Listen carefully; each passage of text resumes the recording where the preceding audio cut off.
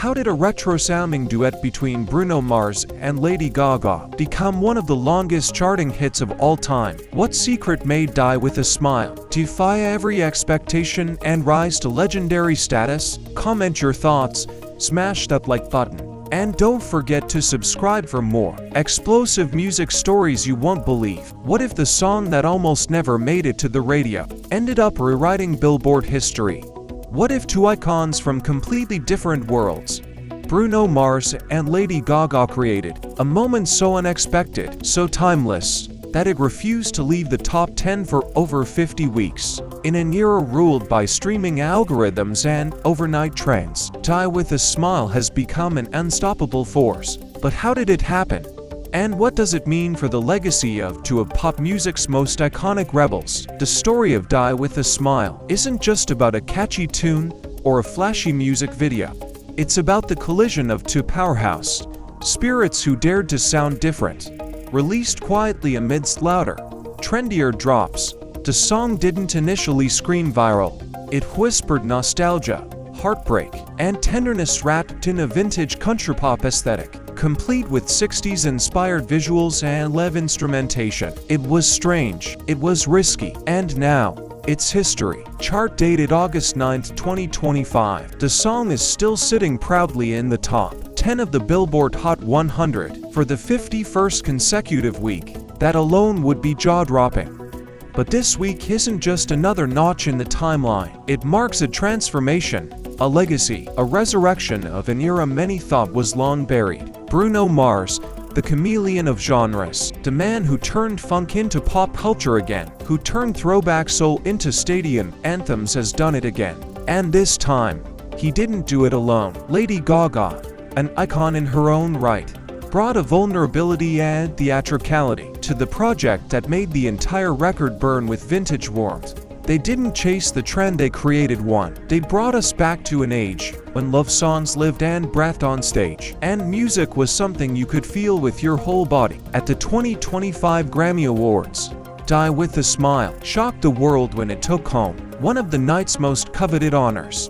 Standing together on that golden stage, Lady Gaga and Bruno Mars accepted their Grammy with tears, laughter, and a speech that reminded the world why music still matters. It wasn't just another trophy, it was a signal, a crack in the industry's facade, a reminder that heart beats algorithms. And now, the story continues. Die With a Smile has just been nominated for major categories at the 2025 MTV Video Music Awards. Video of the Year, Song of the Year, Best Collaboration, Best Pop, for chances to stamp this unlikely anthem into the pages of pop immortality. And fans aren't just hoping it feels inevitable. But let's rewind. This wasn't supposed to happen. Critics called the collaboration too theatrical, too retro, and too niche. Radio stations hesitated. Playlist curators passed. But the people didn't. The people listened. They played it. They replayed it. They sang it at weddings. They cried to it in their cars. They posted their own covers. They dressed like the video. They made it theirs. And that's what makes it more than a hit. It's a movement, a rebellion against the disposable, a love letter to the timeless. In a musical landscape overflowing with fleeting sounds, Die With a Smile dug in its heels. It said no to fast fame and yes to forever. Bruno Mars, who many feared would fade into legacy status, has redefined what it means to have longevity in a business that forgets its stars overnight. His voice still as smooth, precise, and emotionally charged as ever, meshed perfectly with Gaga's cinematic drama. Together, they created a world, a story, a universe you want to live in for 3.5 minutes at a time. The video, which exploded online not for its flash but for its storybook charm, is still pulling in millions of views each week. Dressed like lovers from a long-lost decade, Bruno and Gaga take us through a world of soft lights, vintage microphones, and choreographed heartache. The visuals are simple, but every glance, every note, every smile, it's all too real, too honest. And that honesty made it unforgettable. The fact that the song is still in the top 10, while newer hits come and go around, it is a testament to its impact. It's not riding a wave, it is the wave. It doesn't just perform, it endures. It doesn't just trend, it stays. That's what separates chart success from cultural impact.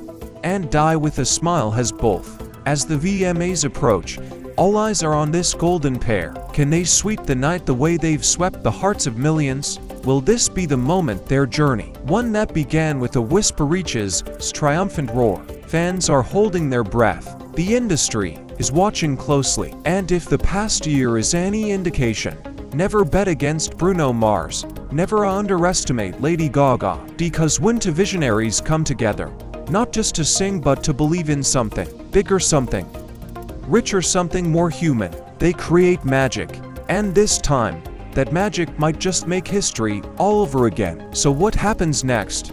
Will Die with a Smile become the most decorated duet of the decade? Will it inspire a wave of timeless pop collaborations that choose soul over speed?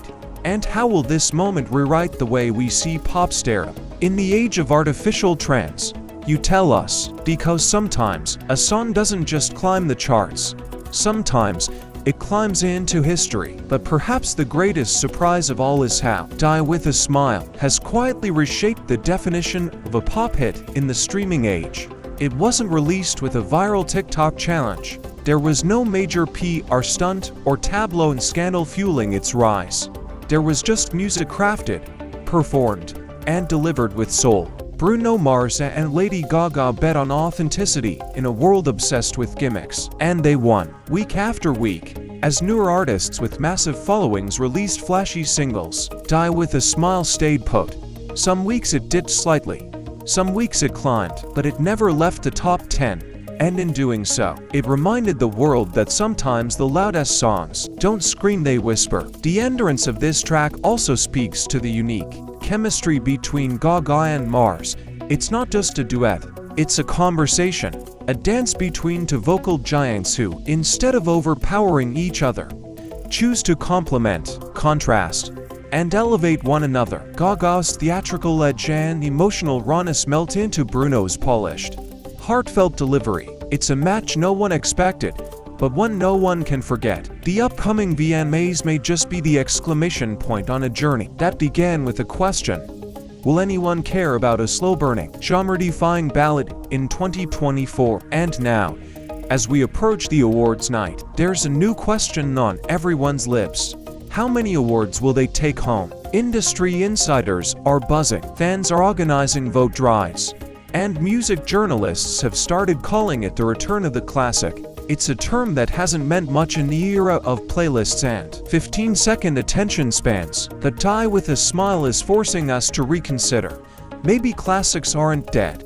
Maybe they just needed the right voices to bring them back to life. Behind the scenes, both artists have been remarkably quiet about the song's extended success. There's been no victory lap, no self-congratulation. Instead, Gaga and Mars have let the song speak for itself. And that restraint, that respect for the music, is perhaps the final stroke of genius in this entire saga. Because in an industry where ego often shouts louder than talent, Die with a Smile has been a masterclass in humility, collaboration, and emotional storytelling. It's not a song you consume, it's a song you feel, a song you live with, a song you carry. Whether or not it wins all for VMAs, whether or not it eventually falls out of the top 10, the truth is simple: it already won. It won over hearts, it won over skeptics, it won over time. And that kind of victory, quiet, slow, undeniable, is the kind that never fades. As the final countdown to the VMAs begins, one can't help but reflect on what this moment really represents. It's bigger than a song, bigger than two stars.